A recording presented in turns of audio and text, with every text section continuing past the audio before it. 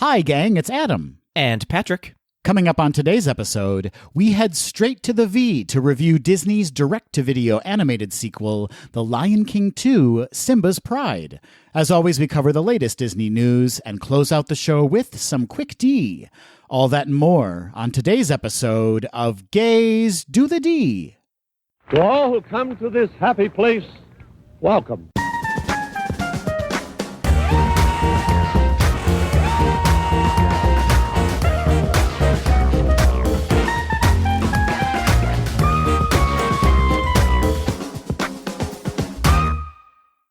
Patrick Kovukazuki. Aw, how adorable. Adam, he lives in you, Hummel. You know what? He's never lived in me, Patrick. Not once. Okay. All right. We started out strong. Today with the gross factor. We're here for it. How are you doing, Patrick? I was good. I was great. And now mediocre. Let's lift it back up. No, I'm good. You know what, Adam? I had the very pleasure and privilege to have brunch with two of our Tweedles, Ryan and Lane. They were in town last weekend. Boy, are they a hoot. I am now blessed to call them friends because I'm obsessed with them and they can't get rid of me. So, Tweedles, if you listened to our last episode, you know that Patrick met Ryan and Lane during his most recent visit to Walt Disney World, and now they are brunch buddies. It is a fish.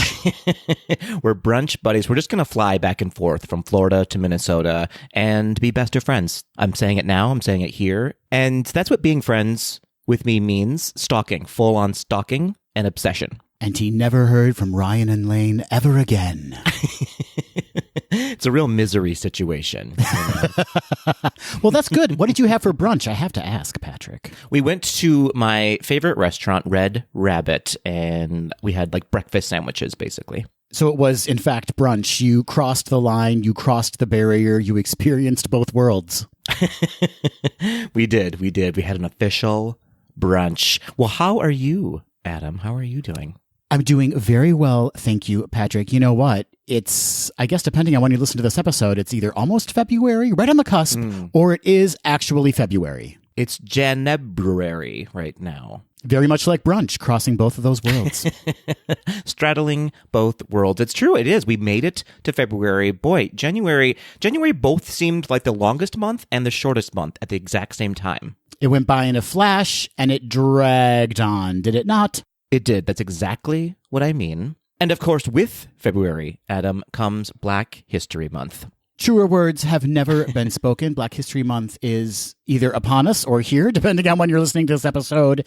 And that means it's time to celebrate and recognize, not that we don't do that all year, as we absolutely should, but I mean, it's nice to have a month dedicated to things every once in a while. Yeah, absolutely. Let's be clear. We should be celebrating Black excellence all year long, but let's really highlight it in the month of February. Do yourself a favor. Go out and follow Black influencers if you're not already. Read a book from a Black author. See a movie from Black directors. Just celebrate Black excellence all month long and all year long.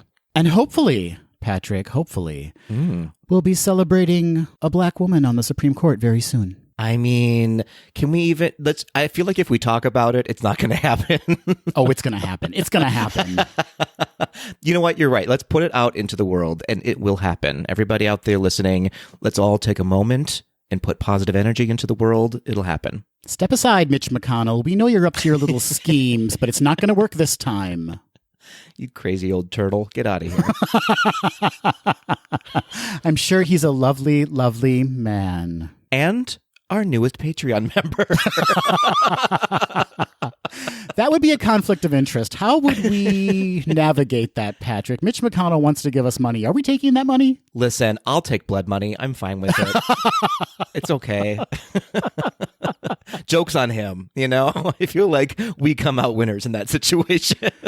You're right. You're right. Mitch, we look forward to collecting your dollar bills. Boy, this took a turn, but it all holds true. It's all true here on the podcast. Well, let's take a turn back to our last episode, shall we, Patrick? We had some feedback regarding your trip to Walt Disney World for the Run Disney Marathon weekend.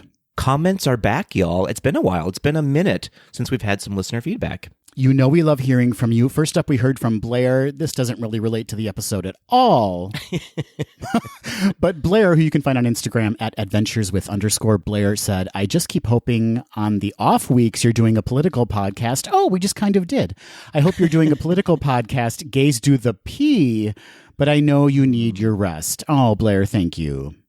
We do. We need our naps. Blair, you might be a witch because we just did a political rant and you foresaw it. Let us know, Blair. Are you a witch? And are you in line for Supreme Court Justice? She's not. She's not. She's a teacher, and we need her to stay a teacher. Yeah, fair. Oh, boy. Fair enough. Moving on, we had Lisa reaching out to us on Instagram at Mrs. Mouse61. Lisa says, great recap of the Disney World trip. Congratulations, PK. Thank you. I was there also in Disney World dropping my son off for the Disney College program. I love that and was hoping to cross paths, but alas, never did. Did see the runners going through Hollywood Studios, which I believe was the tail end of the marathon, and everybody was looking pretty tired. Totally agree with your assessment of Genie Plus. We actually had the paid version for 2 days when we were in 2 parks, Hollywood Studios and Epcot, and it absolutely was not worth it, especially for Epcot. We ended up barely using it, and I was sorry that we had paid the $15 each additional for the service, as it was basically useless. By the time we wanted to choose a ride, it was no longer available, and I was not going to pay the $20 Lightning Lane fee for one ride. I also did note that every time I opened it, it had me in the Magic Kingdom. So again, I wasn't sure if it was a flaw or if I had done something wrong, but it definitely is something to think about, and I can't imagine it's too hard to use location services to pinpoint where you are. Anyway, I would not use Genie Plus anytime in the near future unless it gets enhanced or it has more offerings. Congratulations on the new puppy. Nothing like new puppy breath. Oh, that is so true. And also, you just read Disney to filth, Lisa.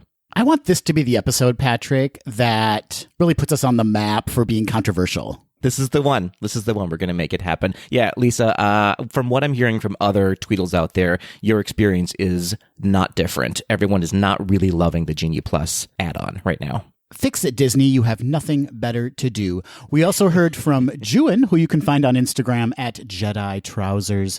Juin says, inspirational content. High five, hand slap emoji. Amazing work, Patrick. It sounds like a magical event apart from the actual running bit. Also, I'm absolutely going to reconsider my plan to make a reservation at Space 220 this April. Nervous face emoji. Ooh, interesting. Yep, this is going to be Disney shutting us down after this episode. Sorry to hear that I swayed you in that direction, but you're an adult. You can make your own decisions. And yeah, I'd skip it. Or go and report back. You could have an absolutely magical time. And then, well, I don't know where that would put us. We would have one person who liked it and one person who didn't. Listen, I am seeing people post that they are having a great time while they're there. So maybe I just had a uniquely not great time while I was there. So yeah, go, report back. Don't break your back to get in, but if you happen to get a reservation, let us know what you think. That hurts my heart, Patrick. You deserve the best. You can't just write it off as one bad experience. That is one bad, meaningful experience to you. It should have been fantastic. You're right. I do deserve the best. I do. And speaking of, we also have Jared reaching out to us from Instagram at JSquare3. Jared says, I'm personally offended that Patrick didn't get the grapefruit cake at the Brown Derby. I hope you at least had at the Martini Flight. Just kidding. And I definitely want to see Adam riding a golf cart, taunting Patrick with cake to run faster. Yeah, don't we all? Don't we all want that? Have you had the grapefruit cake before? You have, right? I've tasted it. It is, I can see how people love it. I think I'm a smidge allergic to grapefruit. I always have a weird reaction to it. My face doesn't blow up, but I get a little itchy when I have grapefruit. So I naturally stay away from it. God, you're weird. That's a lot of information I'm realizing right now. It's that citrus, Patrick. But I love oranges and lemons and limes. Grapefruit does something weird to my tongue. Okay, we've learned a lot about you during this segment. Yeah, getting to know you. Thank you, Tweedles, for all of your feedback. We sincerely appreciate it. And as always, keep those comments coming in. We love hearing from you each and every week. And Patrick, that means it is time now for This Week in Disney History.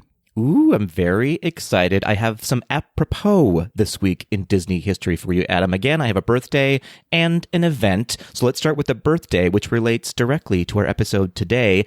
85 years ago, on January 31st, 1937, Suzanne Pleshette was born in New York City. Pleshette is known to many in my generation and beyond as playing Emily in the Bob Newhart Show. But for Disney, appropriately enough, as I said for today's episode, she voiced Zira in The Lion King 2.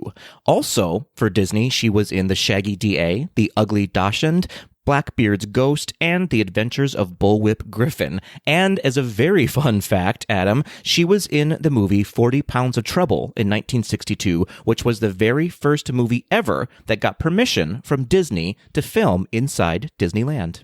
Oh, interesting. Yeah, isn't that a clever little tidbit? That's also going to be the title of my autobiography, 40 Pounds of Trouble. I thought you were going to say clever little tidbit. That's actually the title of my autobiography. That actually would be perfect for you, Patrick. Oh, I love this. I love this journey for us. And also, happy birthday, Suzanne Pleshette. I was going to bring this up in this segment, but might as well bring it up right now. Her as Karen's mom on Will and Grace. I mean, come on. She's fantastic, and that voice is like no other. You always know it's her speaking when she's speaking. That's true, although when I was watching The Lion King 2, when her character first came on screen, I was like, oh, Disney, give Pat Carroll a break. She's like a mixture of Pat Carroll and Kathleen Turner. And don't we all want to see that baby? Into it. Super into it.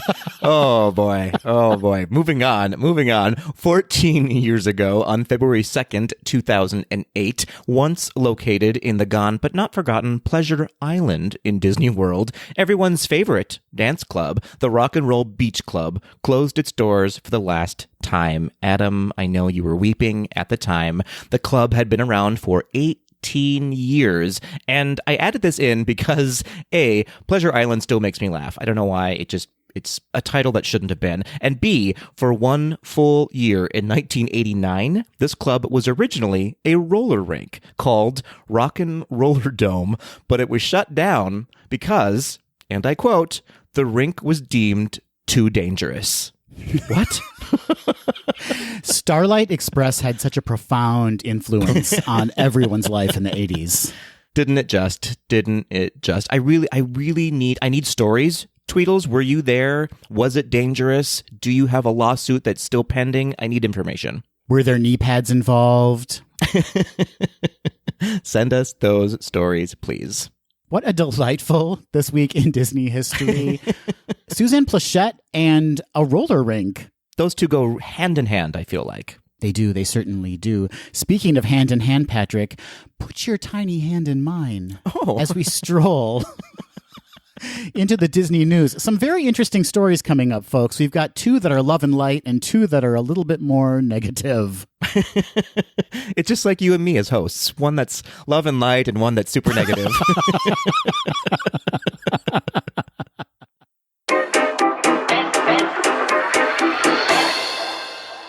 We've previously reported on Abigail Disney, Walt Disney's granddaughter, and her vocal opposition to the Walt Disney Company's pay inequity of its theme park cast members in comparison to executives, an inequality Abigail has referred to as, quote, obscene. And despite Disney's agreement to a 16% raise for certain theme park workers, Abigail continues her mission to criticize the company, and now two of her three siblings are joining her. I love some family drama, Patrick. What is this, Thanksgiving? The American Dream and Other Fairy Tales, an activist-minded documentary about the pay gap between corporate haves and have-nots, co-directed by Abigail Disney and Kathleen Hughes, and executive produced by Abigail's sister Susan Disney Lord and brother Tim, premiered last Monday, January 24th, as part of the Sundance Film Festival. According to a January 23rd The New York Times article, the movie positions Disney as ground zero of the widening inequality in America and profiles 4 Disneyland custodians who, at the time of filming pre-pandemic, earned $15 an hour. The custodians struggle with soaring housing costs in Southern California. One says he knows Disneyland workers who have had to make a decision between medication or food. Intermittently, the filmmakers cut to photographs of Bob Iger, and viewers are reminded that Disney awarded him a pay package in 2018 worth $65.6 million. Abigail and her sister are shown reminiscing about their grandfather, Roy O. Disney, who co-founded the company in 1923 with his brother Walt. Abigail states, quote, "I cannot see him taking $66 million home for a year's work in the same year when, at the same company, people cannot afford food." Susan responds in the film, quote, "That would never have happened. That would never have happened." The Disney family has not been involved in managing Disney since their father, Roy E. Disney, stepped down from the board in 2003 and led a shareholder revolt that resulted in Bob Iger leading the company. The Disney company, which was not given early access to the film, responded to queries about the film's content and tone with the following statement, quote, "The well-being and aspirations of our employees and cast will always be our top priority. We provide a leading and holistic employment package that includes competitive pay and comprehensive benefits for our cast members to grow their careers and care for their families. That starts with fair pay and leading entry wages, but also includes affordable medical coverage, access to tuition-free higher education, subsidized child care for eligible employees, as well as pathways for personal and professional development," end quote. The statement added, quote, "We are committed to building on our significant efforts to date," end quote. Recent developments at Disneyland cut against the film's narrative. In December, unions representing 9,500 custodians, ride operators, and parking attendants ratified a new contract that lifts minimum starting pay to $18 an hour by 2023, up from $15.45 last year, a 16% increase, and includes seniority-based bonuses. Both Abigail and her sister are encouraged by the steps forward when it comes to pay, but believe that around $24 an hour is the needed living wage. In an interview with The Times, Abigail stated, quote, "If everything's different, then why did the new CEO walk away with $32.5 million for a not very profitable year," end quote. She was referring, of course, to Bob Chapek. Disney reported a $2 billion profit in 2021 compared to a loss of $2.8 billion in 2020. Before the pandemic, Disney was generating $10 billion annually in profit. The filmmakers are still looking for a distributor. They hope to use Sundance to generate interest from Netflix, Amazon Prime Video, Apple TV Plus, or another Disney competitor. Can you imagine if Disney Plus aired this documentary, Patrick? Do they have many competitors left at this point?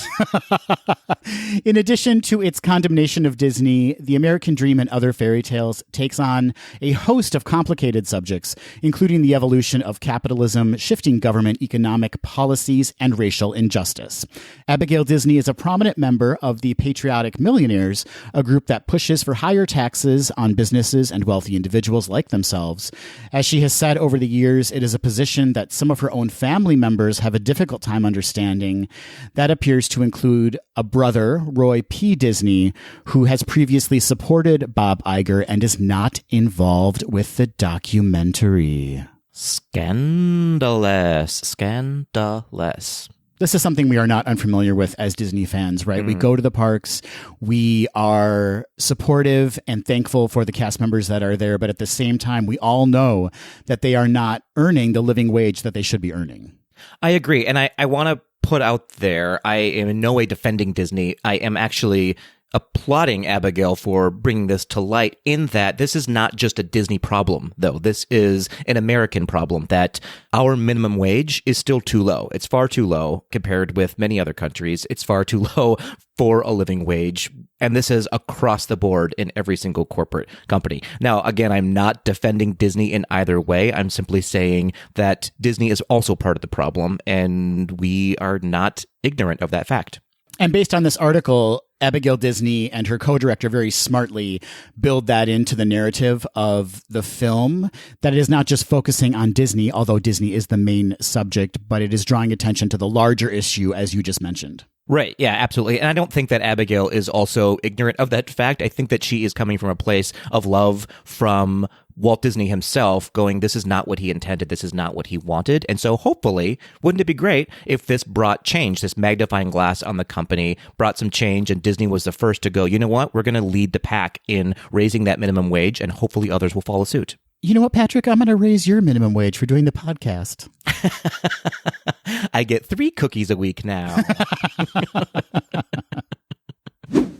Adam, there's only one thing I like better than a wig reveal, and that is a medal reveal. That's right, Tweedles. The 2022 inaugural Springtime Surprise medals have been revealed, and pearls were clutched. They are beautiful. But before we jump in, I need to reveal something myself. I did not realize until 2-ish days ago that the official title of the Run Disney Weekend is Run Disney Springtime Surprise Weekend Celebrates Yestermorrow. Now, we all know I make up words a lot, but I'm simply not on board with yestermorrow. Yestermorrow. I don't know. Do better, Disney. That's what I think. Well, what are they going to do? Something stupid like Tomorrow Day? That's not going to work. I don't get it. It's not, okay. Good job. I don't know. Moving on.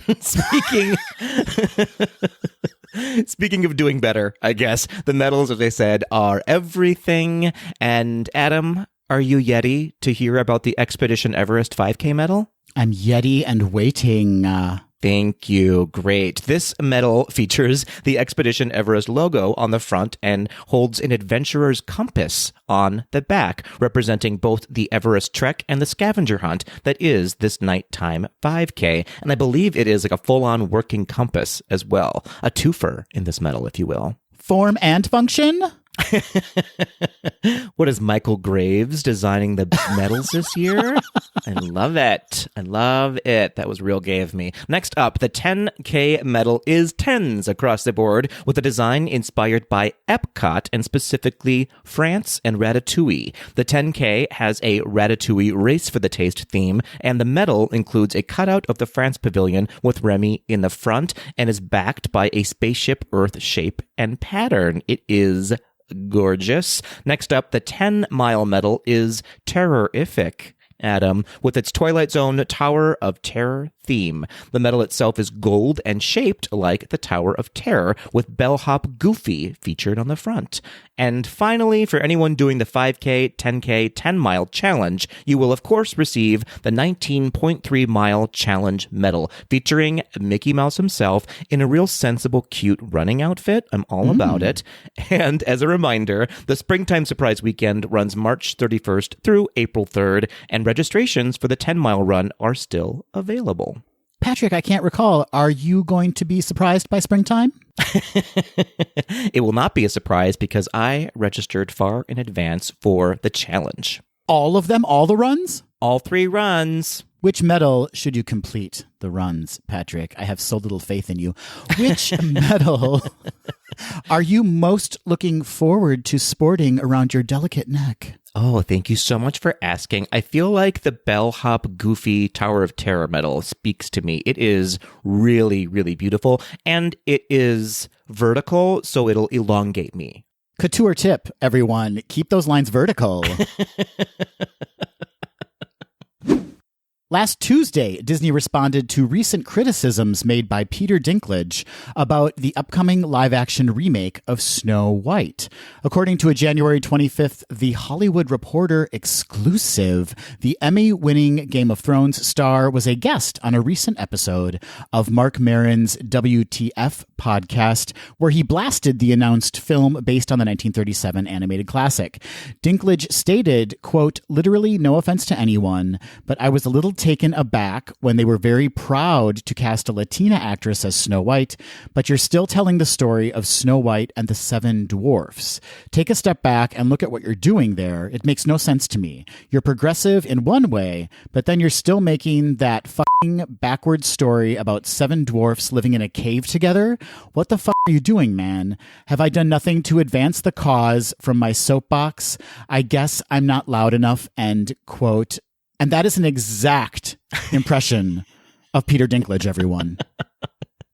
It's great. I don't mean to laugh because what he's talking about is for real, but it was a funny quote. Enhanced only by my dramatic reading of it, I'm sure. Correct. Disney attempted to set the record straight in a statement to The Hollywood Reporter, quote, "To avoid reinforcing stereotypes from the original animated film, we are taking a different approach with these seven characters and have been consulting with members of the dwarfism community. We look forward to sharing more as the film heads into production after a lengthy development period," end quote. Still years from release, Snow White will have cultural consultants, just like other live-action films such as Aladdin and Mulan. The film has been in development for 3 years. The studio has been reimagining the dwarf characters since the earliest stages and intended for the characters to be CG or animated. Patrick, Peter Dinklage brings to light and has brought to light throughout his career this very important issue we're facing. You know, you can reimagine a classic, but in doing so, you have to take into account the cultural insensitivities that were built into the original film or book or TV series, what have you. 100%. Peter Dinklage is not someone I would ever want to go up against. That man terrifies me, and I love him at the same time. But yeah, I'll be the first to admit, I didn't even think about that. I 100% did not put two and two together and think that, yeah, that's absolutely culturally insensitive. We shouldn't be... I don't know if this is the right phrase, making fun of or making light of the Seven Dwarfs. And so I totally understand where he's coming from. As you said, Disney states that they have been taking that into consideration already. I kind of want to see the receipts on that, or is this just them reacting to something that could hurt them in the future? Either way, I'm glad they're course correcting, but this is an interesting debate for sure. It seems like Disney may have been, at the very least, aware that there might be an issue because I believe they have shortened the film to Snow White. It was announced as the movie being called Snow White and not Snow White and the Seven Dwarfs. Right. So we'll see how that plays out. There were rumors about a week or so ago that the Seven Dwarfs will be replaced by animal characters. That seems to kind of have been squashed, but we'll see if that actually is the case. Regardless, these CGI or animated characters could also pose a problem in their depiction of little people, right? Like, I don't know how Disney's going to kind of navigate this very kind of sensitive issue. They've got to be very, very careful. I think so too, and I think it's going to stretch beyond that are we going to see updates to the attraction within the Magic Kingdom? Are we going to see a disclaimer in front of Snow White and the Seven Dwarfs as an animated film on Disney Plus? Or does that already exist? I guess I don't really know. Yeah, I don't know either. How far does the awareness extend? Does that make sense? Like, how far does Disney now have to course correct on classics that have insensitivities built into them? Yeah, this is a toughie that I am happy to have conversations around, but I am glad I am not in Disney's shoes right now when it comes to making these decisions and these corrections. Should we have a disclaimer before our podcast? I think people know when they see that title come up, they know what's about to happen, and it's no good. It's really no good. Over the next few months, the Magic Kingdom in Disney World will be bringing back and adding new character experiences. Starting February 11th, the new Disney Adventure Friends Cavalcade, is it a cavalcade? Will make its way down Main Street. This cavalcade, isn't it really a cavalcade? Will include 30, that's right, 30 Disney and Pixar characters, including Nick and Judy from Zootopia, Baloo and King Louie from The Jungle Book, Jose and Panchito from The Three Caballeros, but there's only 2 of them, who can say why, Merida, Moana, The Incredibles, and Miguel from Coco making his Magic Kingdom debut. Again, Disney is calling this a supersized cavalcade and not a parade. What is the distinction? Nobody apparently knows. But speaking of parades, starting March 9th, the Festival of Fantasy Parade, not cavalcade, will return, which incidentally is the anniversary of this parade's, not cavalcade's, debut in 2014. Returning with the parade will be a host of Disney floats and characters including The Princess and the Frog, Tangled, Peter Pan, and of course the Maleficent dragon burning down the house. Also returning, neither cavalcade nor parade, Mickey's Magical Friendship Fair will have daily shows in front of Cinderella Castle starting on February 25th. The show will be an enhanced version incorporating scenes inspired by Frozen, Tangled, and The Princess and the Frog, along with a new opening and a new finale with Mickey and friends in their iridescent outfits. Also added to the show will be a new song titled Where the Magic Feels Like Home. And rounding out this story, character meet and greets are now added to the Disney Genie Plus app. As of this recording, Mickey Mouse in Times Square, Cinderella and Tiana in the Princess Fairy Tale Hall, and Olaf in Celebrity Spotlight in Hollywood Studios all have a lightning lane and a standby queue. More characters will likely be added in the near future. I think I have an answer to your question, Patrick. A cavalcade wishes it was a parade, but a cavalcade will never be a parade, no matter how hard it tries. Fair. Maybe that's a distinction. I don't understand. 30 characters is still a cavalcade. I don't know. Okay. A cavalcade is some characters afloat in a dream, but it will never be a parade. You heard it here first, folks. A cavalcade will never be a parade. It can't sit with us.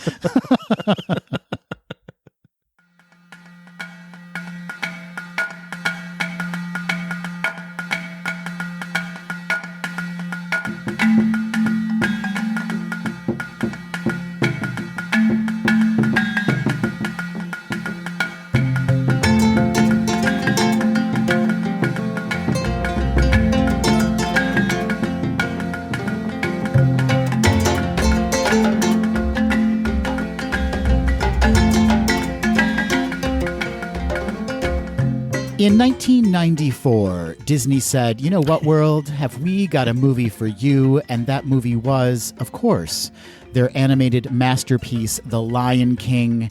But 4 years later, Patrick, they came back and said, we're not done with this story. We've got more to tell you. We've got more cash to spend because almost all of the original cast came back. Yes, I'm talking about they made The Lion King 2, Simba's Pride, and I was very disappointed to learn, Patrick, that this is not a coming-of-age LGBTQ plus story. It is, in fact, the literal meaning of pride. We're back, Patrick. We're back. It's time for another Straight to the V. It's been almost a full year. Actually, it's been over a full year since we did our last Straight to the V. Oh my gosh, I don't even remember what that was. Was it The Little Mermaid 2? No, you fool. Yes, it was. Oh. It was. Oh, okay.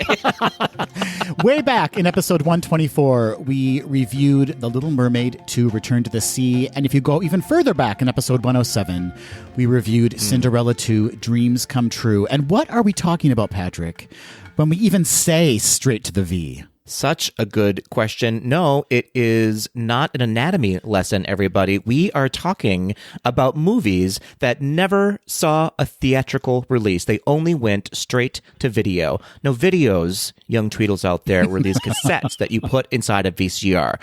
Now, a VCR is a machine box that you hooked up to your television that would play movies. No longer the case, everybody. They're gone. Is it like straight to the TV now? I don't know. What do we call it? Just streaming, I guess, is when they go right to Disney Plus. Straight to the stream. That's right, my friend. Oh, that's an unfortunate title. But yeah, we have a segment that we are now on our third installment of movies that went straight to video. And today we're talking about The Lion King 2, Simba's Pride, as Adam said. And before we return to Pride Rock, we just need to pass along a little disclaimer. Spoilers, folks. Of course, we're going to be giving away spoilers. You've had plenty of time to see this. If you haven't, pause this recording, head to Disney Plus and give it a watch. We'll be here when you get back. That's right. You've had over 20 years to see this movie. So sorry, not sorry. And funny enough, Adam, you mentioned that The Lion King was released in 1994, as it was. And they also were starting talks to make The Lion King 2 before The Lion King even came out. It was in the works since 1994. They knew what they had. They knew they had that lightning in a bottle. Yes. They had that absolute treasure of an animated film. And so they said, you know what? Let's just start planning for our future. We need more of these wildcats. I feel like we missed an opportunity when we interviewed Don Hahn to talk about The Lion King 2. Did we, though? I mean, should we have? I don't know. I feel like that's gotcha journalism. Yeah. In no way. He would have closed his computer immediately and set fire to our podcast, really. All right, Patrick, first things first, we have to let those Tweedles who have not yet seen the film or need to be reminded of the film just what this wacky little direct-to-video sequel is all about. Patrick, I give you the floor. Oh, thank you so much, Adam. So The Lion King 2, Simba's Pride, as you said, was released on October 27th, 1998, and the film centers on Simba and Nala's daughter, Kiara, who falls in love with Kovu, a male rogue lion from a banished pride that was once loyal to Simba's evil Uncle Scar. Separated by Simba's prejudice against the banished pride and a vindictive plot planned by Kovu's mother, Zira, Kiara and Kovu struggle to unite their estranged prides and to be together. We've all been there. You may think, how does this even relate to me? But you know how it relates to you. Tale as old as time. In fact, it kind of is, because as the animators and the directors and the writers were working on this film, it slowly shaped into a Romeo and Juliet story. That's right. A little nod to one William Shakespeare. And if you'll recall, Tweedles, The Lion King, the original 1.0, was a little homage to Hamlet. Indeed it was. So The Lion King is really written by Shakespeare. Everything at this point is really written by Shakespeare. It's all being repeated, Patrick. Fair. That is an absolutely true assessment. Well, what do you say, Adam? Should we just dig into this movie, talk about our thoughts, maybe talk about the cast and the crew? What do you think? I would love to do that. Had you seen this prior to watching it for the podcast? I had seen it in the background, but never really sat down and watched it. As some of our Tweedles know, I have 8 million nieces and nephews, and so at some point it was on in a house at some time or another, and I have seen some of it, and a lot of it came back to me. But no, I had never seen it from head to tail, if you will. Same. I had actually never seen a single cell of this sequel. So I was curious where this was going to go, Patrick. Yeah, absolutely. And interestingly enough, I had forgotten that The Lion King on Broadway opened just a year prior to this movie's release. And if you think there was no way for them to connect The Lion King 2, Simba's Pride, and The Lion King on Broadway, you're wrong, and you should be ashamed of yourselves. Shame on all of you. In fact, they connected both of these with one simple song, Adam, called He Lives in You, which originated in the Broadway show, and they just brought it back as the opening number for this movie. Beautiful on the Broadway show. Kind of awkwardly placed in the animated sequel, I would say. Yeah, it was a weird rendition of the song, even. It's supposed to sort of take the place of the Circle of Life for the opening of this movie, and it's a beautiful song, as you said. It's just not as grand as the Circle of Life is, and so it was just sort of like a little oomph of an opening. I don't know. It didn't wow me, obviously. I mean, we're talking about The Lion King. It's hard to really surpass The Lion King or even come close to equaling The Lion King. And did they? Stay tuned. We'll get to that. All right, Patrick, let's talk about the creatives behind the film. We've got two directors. We've got Daryl Rooney and a co-director in Rob LaDuca. We do indeed. Now, is it Daryl Rooney? Is it Darrell Rooney? I'm not really sure. 2 R's, 2 L's. Hard to know how to pronounce that. Not a prolific director, right? He did a few of the straight to the V movies like Mulan 2, Lady and the Tramp 2, Scamp's Adventure, and of course this movie, The Lion King 2, Simba's Pride, and he was also a writer, a story writer for Aladdin. That he was, and Rob LaDuca actually is quite prolific when it comes to Mickey Mouse Clubhouse, producing several of those kind of direct-to-video specials. Is that what we're calling them? Direct-to-video movies. I guess some of them were full-length movies. But he also had a hand in The Lion King's Timon and Pumbaa as a director for the TV series Short and Lilo and Stitch, the series. True story. Also Aladdin, the TV series. Which makes sense, right? Like when you think about these direct-to-video sequels, they are a bit less on the production value, I would say, and kind of maybe turned around more quickly, similar to what an animated series would be. Absolutely. These always, I'm just showing my hand a little early here, these direct-to-video movies from Disney in the 80s and the 90s always just seem like a long cartoon episode to me.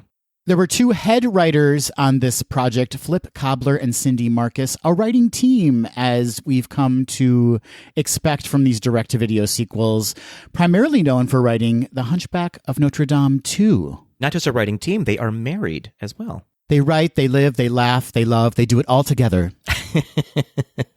And we'll find out if they did it well together here.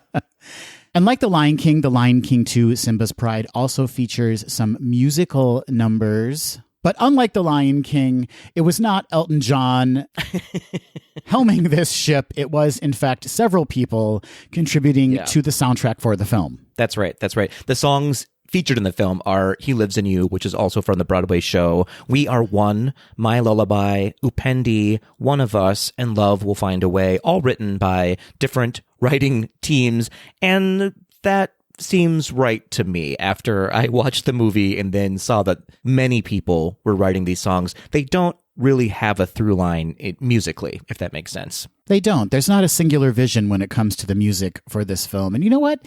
That's okay. It just doesn't live up to the grandeur of Elton John and Tim Rice's music and lyrics for the original film. In no way does it really hold up to it. So these were songs. They were fine. They were okay. Nothing really stood out for me, though. I'm not singing any of these songs. All right, Patrick, let's turn to the cast, because as I mentioned at the top of this segment, a number of cast members returning from the original film, The Lion King. A huge number. In fact, almost everybody, save for Zazu and Scar, were voiced by the original actors. How much do you think these people got paid to come back? A lot of money, right? I have to imagine they spent every cent they had on getting these actors back. How many of these cast members do you think read the script, or did they just look at the contract and they were like, I'm in? Much like me reading the news on Gays Do the D, I feel like it was one take wonder after one take wonder. They came in, they just read the script verbatim and then left for the day, and that was it? None of them were in the studio at the same time ever. And I have to ask, James Earl Jones, he didn't even come back, right? They just spliced his lines together from the original film. There's not a chance they got him in the studio just to yell the word no. I don't think that happened. He also said we are one, Patrick. Don't forget about that pivotal moment. Fair enough. Yeah, they took lines probably from Darth Vader and just inserted it into this movie. So they're all back. Matthew Broderick as Simba. We've got Moira Kelly as Nala. Nathan Lane and Ernie Sabella as Timon and Pumbaa, respectively. Robert Guillaume returning as Rafiki. And then, Patrick, we've got some new cast members joining in on the fun, including Andy Dick, Lacey Chabert, and, as you already mentioned, Suzanne Plachette. Yes, of course, and Neve Campbell as Kiara and Jason Marsden as Kovu. So we alluded to it a little bit, but what did you think of the voice talent in this movie? Were they up to the task? Was it a little bit lackluster for you? What were your overall thoughts of the cast? Listen, it's always fun to hear original cast members returning, right? Because a lot of times when you watch these direct-to-video sequels, it's someone replacing or trying to kind of recreate a performance from the original source material, and it always sounds a little bit off, and you're like, this isn't really doing it for me. So it's fun to hear the original voices returning. Unfortunately, the text they were given, Patrick, the content they were given to say wasn't necessarily up to their caliber, I would say. So everything just sounded a little bit tired to me. Yeah, that's exactly what I was going to say. Everyone just seemed a little bored or kind of over it, and just they weren't really invested in it. Save for, I guess, Neve Campbell and Jason Marsden, who are new to the cast, right? They're sort of fresh-faced and looking to make a name for themselves, and so they were fine. I didn't dislike them. Neve Campbell has a very distinctive voice, and that almost brought me out of it a little bit. I don't know what it was. I love Neve Campbell, but she can get a little bit whiny or something. I don't know what or too melodramatic for me for the moment, and so it takes me out of it a little bit. But they definitely had the energy where the rest of the cast was sort of lacking. No, Neve Campbell came to the recording sessions and she said, "I see this character as Sidney Prescott." It's true. They just had people like chasing her with knives while she was doing the lines. No, I thought both her and Jason Marsden were really well suited to their roles. But I see what you're saying about Neve Campbell, too. You know, her character wasn't the most interesting character of the two who are kind of the next generation, the next kind of lead characters for the story. I thought Jason Marsden was more interesting, and his character was also more interesting. Right. He had done more voice work anyways, and so he was a little bit more experienced, whereas Neve Campbell, I think, was only in front of camera, and I don't mean only, but she isn't used to doing voice acting, and it is very different, and I think Jason just brought that expertise to it, and it took me a hot second to figure out, why do I know that voice? And it's because he plays Max in a Goofy movie. From a dog to a lion, Jason Marsden does it all. He does indeed.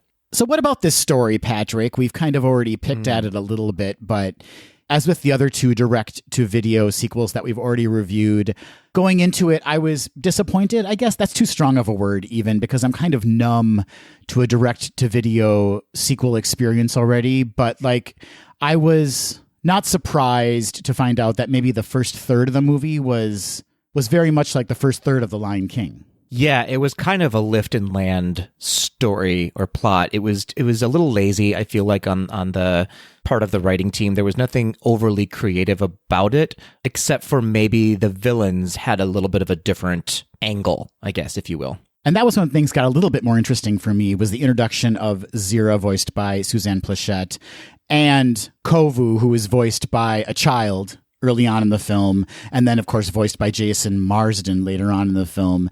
That was the angle I was most interested in, not necessarily the characters from Pride Rock. Right, yeah, absolutely. I will say, even their storyline got a little muddy for me, and I feel like they were making corrections as they went, because for a hot second, it seemed as though Scar was maybe the father of Kovu, which would have made he and Nala cousins, which would have made that a very interesting love story. You know? If I may, Patrick, it was longer than a hot second, because we are well into the movie where I was like, wait a minute, is this incestuous or what's going on here? It's true. And then I think they just inserted a line randomly of him very vocally saying, "He's not my father, but he seems like it," or something like that. It was like, okay, somebody raised a hand finally in the room and said, wait, are they cousins? I'm glad you brought this up, because I was worried that I had missed a reference to him not being Scar's son earlier on in the film. Yeah. But everything they were laying out, including the way he looked exactly like Scar, seemed to indicate that he was Scar's son. Yeah, it was weird. It did feel like they were writing and producing and animating as they went, as opposed to having a clear vision and then executing it. And I was disappointed when I found out he wasn't Scar's son. The kind of incest factor aside from that, Patrick, let's just take that out of the picture for a moment.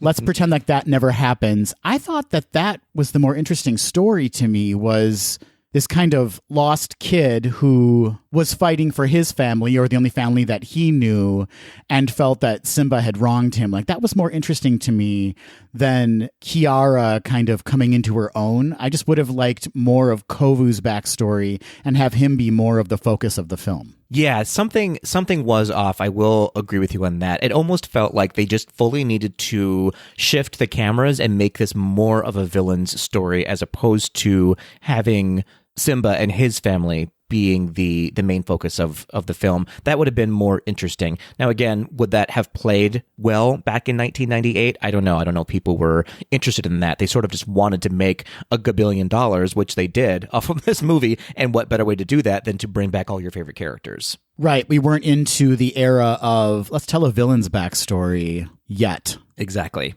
But they had all of the right ingredients for that recipe. They just didn't cook that meal, I guess. And because I was so interested in Kovu's story and Zira's reasons for doing what she does, it made Simba appear very weak to me and making some really bad choices in his life. Did not like the character of Simba in this movie. I wasn't into it. It felt unearned or something, and he felt a little bit whiny, and also and I'm just so over the storyline of the overprotective father for his daughter. It's just like, come on, she's a woman.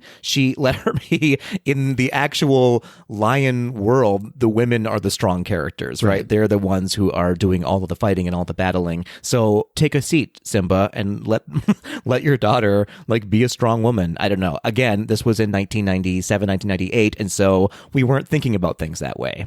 Do you think Simba has ever really addressed what he experienced watching his father die? We did get that one flashback scene of clearly not. Clearly he needs some better help therapy because he has not gotten over it, which again would maybe be an interesting plot line, not necessarily for kids, but but there were some weird moments in this movie. I will say that was one of them. I feel like Simba really needs to see someone. He needs to seek treatment, you know? I would love for that to have been his relationship with Rafiki, of a therapy session in Rafiki's tree. That would have been hilarious and cute, and what a great message of seek help if you need it. Some serious unaddressed mental health issues going on with Simba, yeah. Fair enough. This is out of nowhere, out of the blue, if you will, but aesthetically, were Nala's eyes always blue, or were they just blue for this movie? There was one scene where she had a close-up and her eyes were fully blue, and I was like, is that accurate to The Lion King, or did they change it? That really is out of the blue. I don't know why it popped into my head, but it did. You don't remember the backlash after the original Lion King, how infuriated people were that Nala had brown eyes? Maybe that's true. Who can say? My my thought is that they just needed to give her a distinctive trait against Kiara so that when they were on screen together, you could tell who was who. But it's why not just make Kiara's eyes blue instead? Because she's the new character. Would you say that was your biggest issue with this direct-to-video sequel? I would. I really would. I think that was what really turned me off on this film. So back to the story of it all. Sorry about that aside, everybody. As we said earlier, the plot line, Kiara and Kovu sort of are from two different families, right? And they happen to fall in love very much like Romeo and Juliet, and they have to find a way to protect both of their prides from basically killing each other, which sort of almost happens at the end of the film, right? There's a big face-off at the end of the film between both families. Both of the kids get involved and sort of try to persuade each of their families that they're fighting over nothing. This is silly. What's past is past. Let's build a bridge to the future, resulting in the death of Kovu's mother, after which nobody seemed to care. It was a very odd ending for me. Kovu's mother, as like any lion, if you're a lion in a Lion King movie, don't go near a cliff. Don't do it. You're going to die. But dies, and then they are basically like, so what's for dinner? Yeah, if there's a ravine, a cliff, a gully, a dried riverbed, you don't want to be near it if you're a lion. Don't do it. Also, clearly don't address your parents' death ever. And maybe that's a thing in the lion world. I mean, we're not lions. We don't know. But it wasn't an issue for Simba. Doesn't seem to be an issue for Kovu as well. Very strange. It's very strange. Now, I've never been to Africa. Are there that many cliffs in Africa? It's very strange. There always happens to be a cliff and a danger of fire. And a jungle very close to a savanna. Yep. All of this happens in The Lion King. It's interesting. It is interesting. We already talked a little bit about the songs, Patrick, but what did you think of the songs overall or the music? Was there a standout song for you? No. No, Adam, there wasn't. And I know it seems as though I'm tearing this movie apart, and maybe I am, but the music, I didn't need it to be a musical, I guess, because the music that they provided was very lackluster, very underwhelming, and vocally not wonderful. I agree. And there were some odd choices being made. For instance, when Kovu has been banned from Pride Rock and is kind of forced out, never to return again, the Zebras suddenly become prominent singers and are really feeling that moment. And I was like, what's going on here? This is very, very strange. Yeah, it was a weird choice. It almost seemed funny in a weird way, the way that they were singing this. It was embarrassing in a weird way. Do you know what I mean? Like, the moment was not calling for that at all, and it was very out of place. But overall, the songs aren't particularly memorable, with the exception of He Lives in You, because, as we mentioned, it is featured and is very smartly used in the Broadway musical, whereas here it was just kind of oddly placed. Well, I have a feeling that there was probably a different song that they had put there and it wasn't living up to expectations. And so they probably lifted and landed this song into the movie, just going, let's use this one. It's kind of a good song. It might drive people to ask questions about the song and then drive them to go see The Lion King on Broadway. Not that they were having any struggles selling tickets for The Lion King, but yeah, it felt very last minute in where they put it. And as with the original, they did bring in vocalists to perform the singing voices for the characters. Most notable, I think, is Liz Calloway as the singing voice of adult Kiara, who has a slew of singing credits. Notably, she was the singing voice of Anastasia in the animated film Anastasia. Yeah, she is a phenomenal vocalist. They also strangely got Tina Turner to come in and do a reprise of He Lives in You for the soundtrack, as well as Heather Headley. So much like the returning vocal cast, they brought in these really wonderfully talented singers to perform this material. But again, the kind of caliber of the material, the songs just didn't live up to the original film. Agreed. And I think that is just the moral of the story here for The Lion King 2, is that it had such a juggernaut of a film to compare it to. It in no way lived up to it.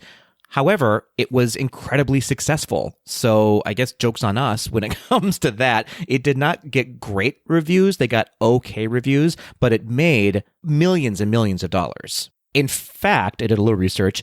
In September 2001, a few years later, obviously, it was reported that Simba's Pride had sold more than 15 million copies. Overall consumer spending on The Lion King 2 accumulated about 300 million, which is roughly the same figure as The Lion King's theatrical release at the time.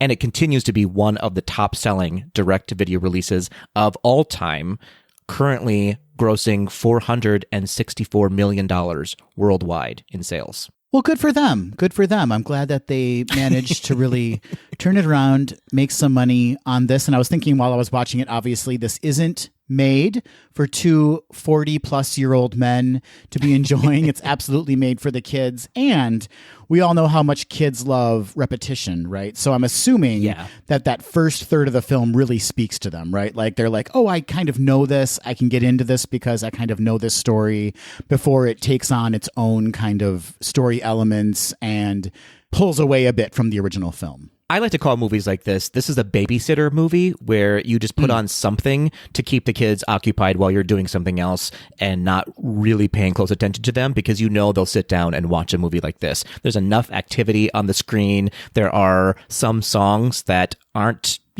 very deep, but kids don't really care about that.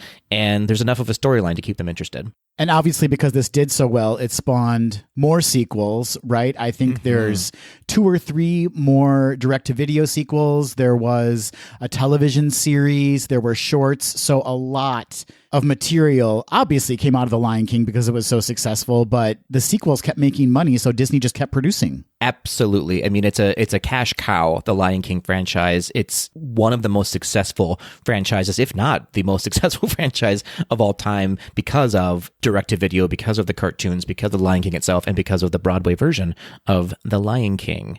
So overall, Adam, what were maybe 1 or 2 successful things that you pulled out of the movie, and what were 1 or 2 things that you wish had changed or could make this a better movie? Pluses and minuses, wins and losses, Patrick. I'm happy to tell you all. I do think that Jason Marsden was a strong vocal performance as Kovu, and I thought that character was an interesting character. As I mentioned, I wanted to see more of him. And I loved hearing Liz Calloway. I love her voice. I love her style. I think she just has the most beautiful kind of Broadway style voice. So it fits so perfectly in a Disney animated film. And as far as negatives, I got to say the Simba Kiara side of the story just didn't appeal to me. Like, I felt like we had seen it all before. And so I just wasn't as invested as I was in the more villain side of the story. I thought Suzanne Plachette was wonderful as Zira. And one thing that always bothers me, it seems to be consistent in these direct-to-video sequels, is the pan and scan quality to it. Do you know what I'm referencing? Like when they kind of scan the screen and it's all very smooth, almost too smooth. It's very weird how when they're trying to draw focus to another area of the screen, they kind of pan or zoom, and it just looks very cheaply done to me. Yeah, I said it. That's fair. And you're not wrong. They did not invest heavily in production value. But overall, would I watch this again? I wouldn't. Fair. It was just too much of the same, and there wasn't enough new to keep me invested in the film overall. I would agree with that. I would say positives for me is that, and this is not a high bar to reach, of the three direct-to-video movies we've seen so far, this was the most interesting of them. This was probably the most well-produced and the most well-directed and vocally organized, I guess, if that makes sense. Like it felt like it had a lot to live up to, obviously. And as I said, it didn't, meet the Lion King's expectations, but it was a fine film. It wasn't anything extraordinary. As you said, I would not waste my time watching it again. I wouldn't even leave the TV on if it just happened to be on in the background. It's just not great for me. And even though that already does sound like a negative, my biggest negative was, and this is true for me of The Lion King as well, though very talented, what a white cast this is for a movie set in Africa. And, it's the 90s and we didn't know better. We should have, but that's not an excuse. It just should have been a more colorful cast, especially for a movie set in Africa, and it very prominently set in Africa, which is where, I'll say it here for the first time ever, everybody, I kind of understand the remake of The Lion King now. It felt like maybe this movie was supposed to be a correction for what they got wrong the first time around in casting people of color, in casting a very diverse cast. Did I like the remake of The Lion King? Not necessarily, but I kind of understand the reasoning behind it now. I'll sign off on that, but I would just rather have them re-record the animated film with a more diverse cast. Fair enough. Checkmate on that one. Can you imagine suddenly Beyonce is the voice of Nala in the animated film and Moira Kelly's just kicked to the curb? Into it. This is, what is it called? The Mandela effect. We all wake up one day and the Lion King vocals have been changed and everyone's like, yeah, it's been that way the entire time.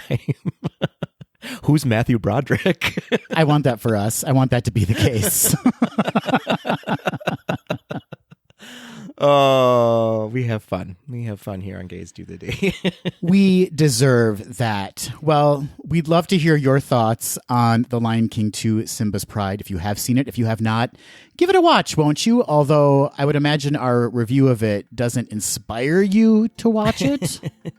Yeah, well, a lot of our Tweedles have children out there, so I'm sure you have already seen this, a lot of you, or are maybe inclined to put it on in front of your kids and see what happens. Experiment with your children and report back. That's what we do here. That's what kids are for, right? Science. That's right. Let us know what your little ones think of The Lion King 2, Simba's Pride. You can reach out to us on social media. That's Instagram, Facebook, and Twitter at GDTD Podcast. Or you can leave us a voice memo or an email at info@gazedothed.com. I have to say, Patrick, I'm really proud of us for not getting too much into the Andy Dick of it all, you know? Yeah, I am proud of us as well. Should we do it right here, right now? Andy Dick was in this movie. Andy Dick provided his voice to this film. I would have loved to have been a fly on the wall in the casting room when someone mentioned, you know who would be good? Andy Dick. Do you know who's inexpensive? Andy Dick.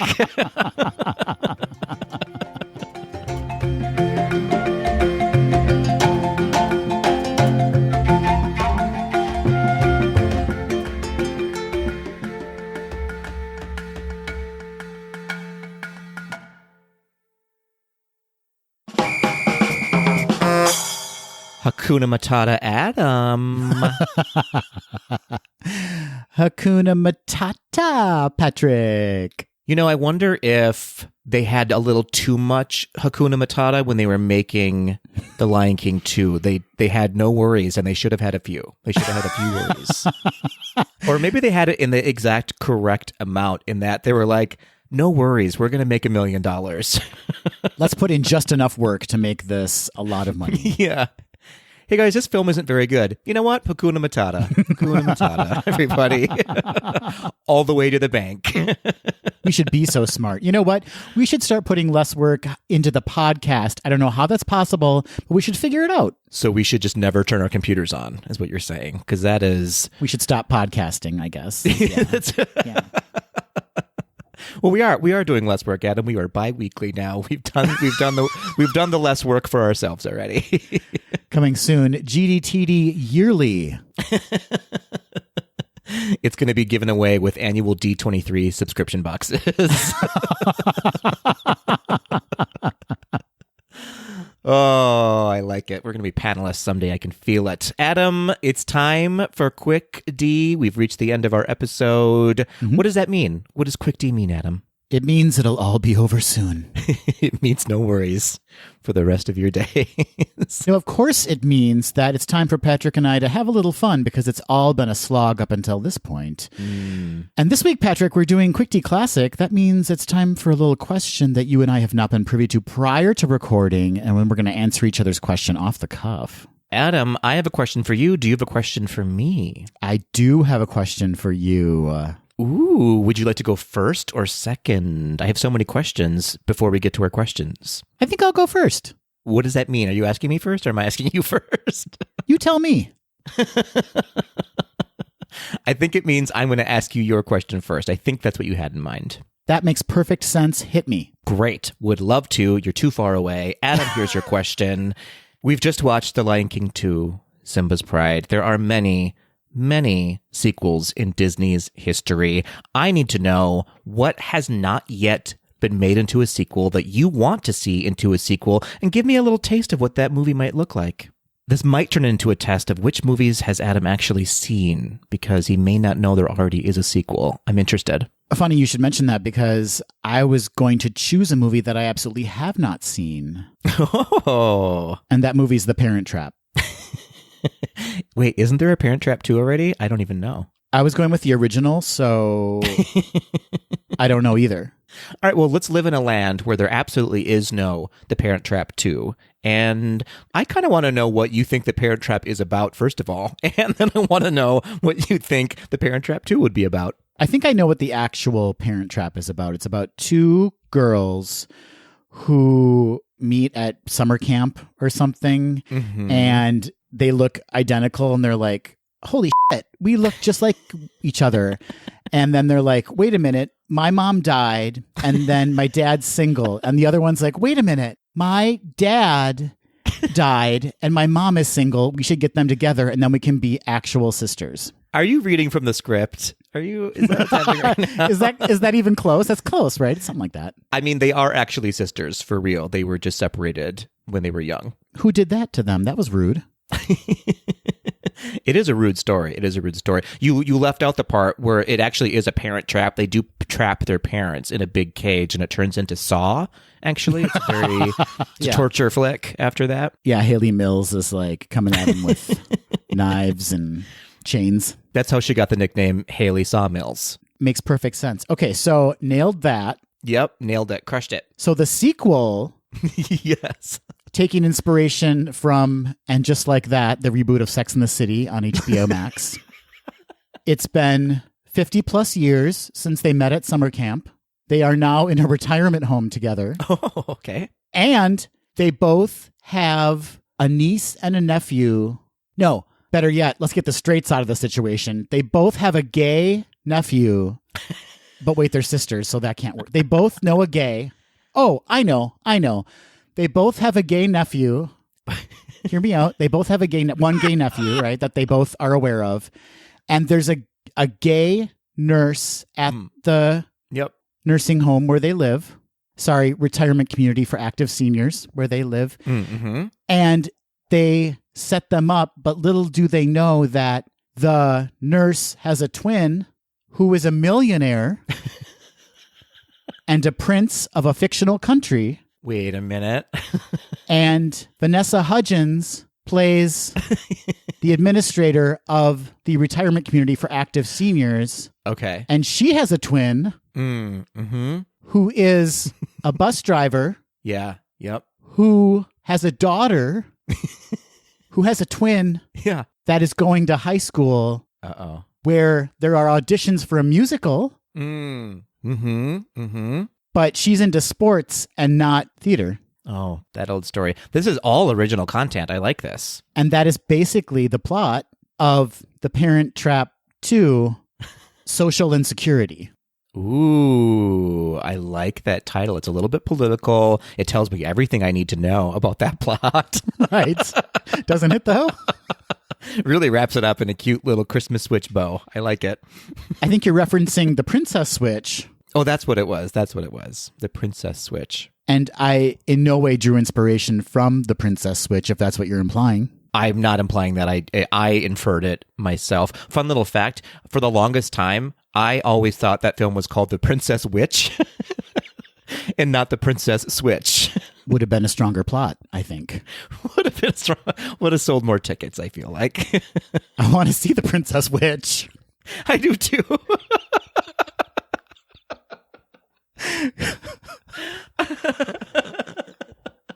I think that's the working title of Hocus Pocus Part 2, The Princess Witch.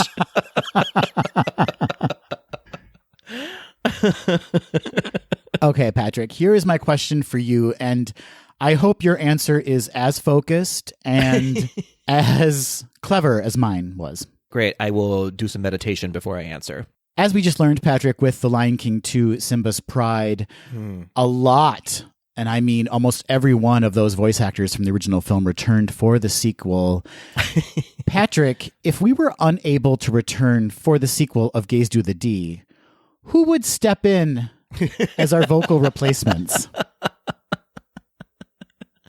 Well, this is assuming a lot, Adam. This is assuming that anyone wants this show to return in the first place. I feel like we've been kicked off the air at that point, and that's why we're not coming back. So I don't know that it has a second pair of legs. But if it did, I'll go with you on this journey. And they're replacing the two of us with, I mean, anyone off the street would be better. I feel like just name a person, and it's already heaps better. If I had some say in casting, I would cast the role of Adam in Gaze to the Deep Part 2, The Princess Witch. I would have to cast... Who has the raw sexual charisma and deep baritone voice to successfully play me? Such a good question. That would be Viola Davis, Adam. That would be Queen Viola Davis. I'm honored. Yeah. Yep. She needed some work, and she feels like she can turn the ship around. And I think that she's the one to do it. The gravitas the podcast suddenly would have just hearing her as me. Already better. Yeah. That's an understatement. Just picturing it, even hearing your voice and picturing Viola Davis doing this instead is better for me. That's how I get through each recording. I don't blame you for 1 second, Patrick. In fact, there's a filter on my Zoom right now. Oh. And who's going to voice you? I think Kathy Bates is the obvious choice. Don't you think? I don't have a filter on my Zoom camera, and I always look like Kathy Bates when I record. She's a handsome woman. So am I.